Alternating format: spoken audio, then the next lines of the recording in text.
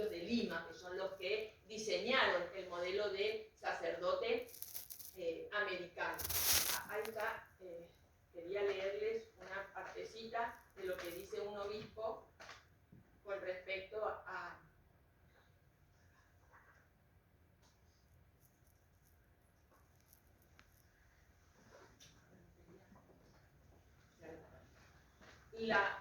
pudimos observar que las formas textuales más comunes a las que la Iglesia acudía en las visitas y sínodos eran repetir, repetir, repetir hasta el cansancio, consideración de manera negativa de aquellas prácticas que se quería erradicar también, y amonestar, siempre teniendo presente la diferencia con indios y negros como nuevas plantas en la fe y a los que había que tratar de manera especialísima. Repetir, repetir, amonestar y recordar la norma.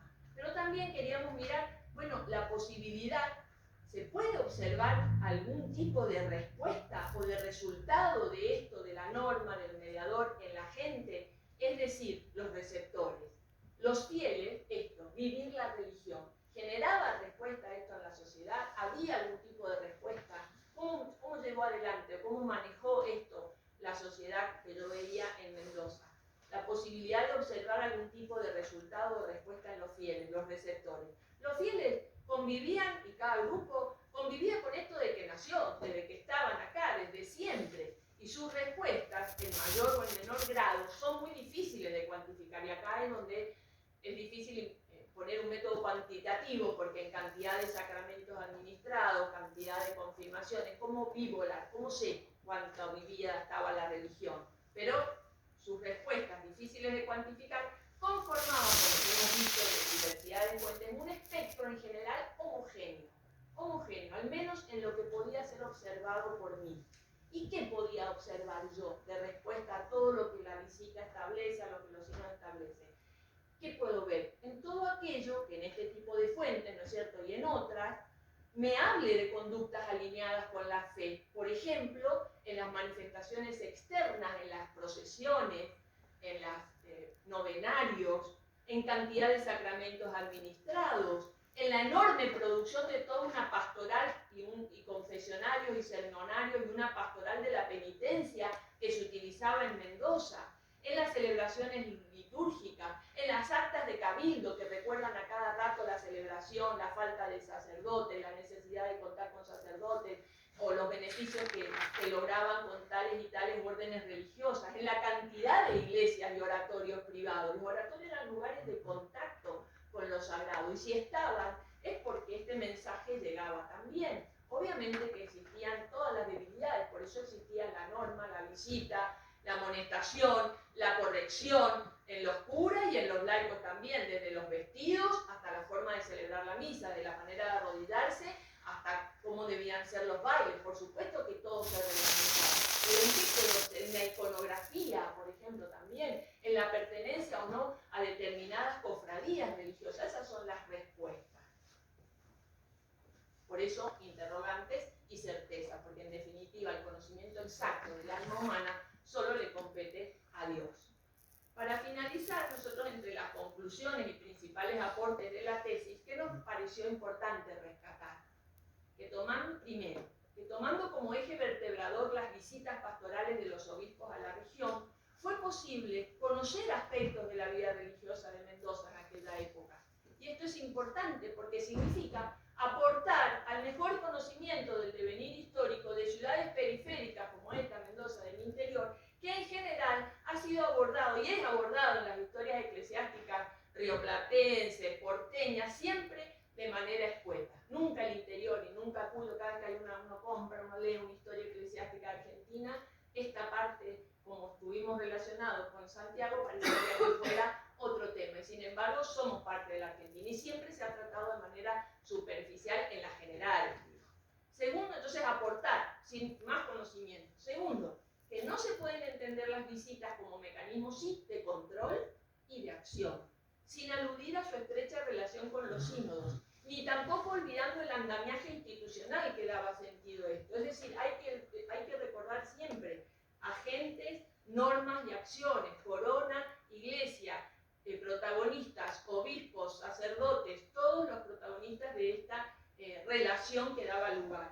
Tercero, que nos fue posible reconstruir las visitas en su trayecto espacial y también en su discurso normativo, en la medida en que la documentación lo posibilitó, con el fin de explicar de manera más acabada estos fenómenos eclesiásticos.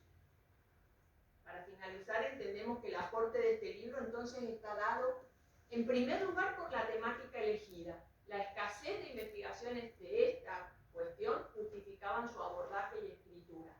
En segundo lugar, por la articulación de numerosas variables, como son los discursos normativos, su aplicación y los instrumentos de control, que permite una mirada más compleja que una narración que simplemente describiera lo que sucedió cuando llegó tal obispo, lo que pasó y pasamos al otro obispo y nada más. Y en tercera instancia, por la perspectiva del abordaje.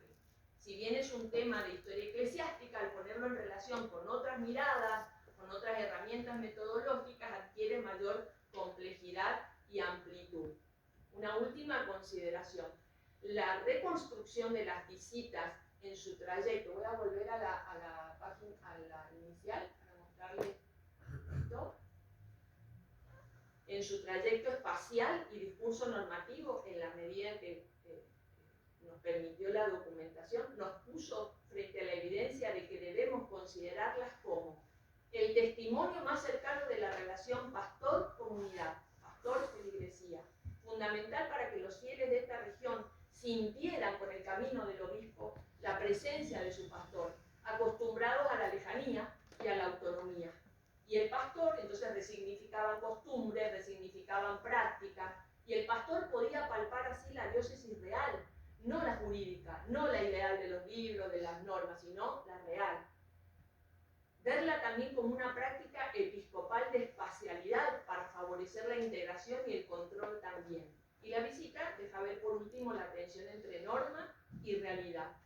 La visita pastoral como acontecimiento histórico con todo lo que ella conllevaba y su registro escrito como producto de ello resulta una fuente de inestimable valor porque, volviendo al título, y ahí está el dibujo que lo hizo un amigo, Matías Pascualotto, en una recreación acuarela de la iglesia matriz, la plaza en donde uno ve la fuente y una procesión del obispo en la visita a la ciudad, en una procesión comunicando o leyendo o rezando o comunicando las normativas o el auto o las normativas del sínodo.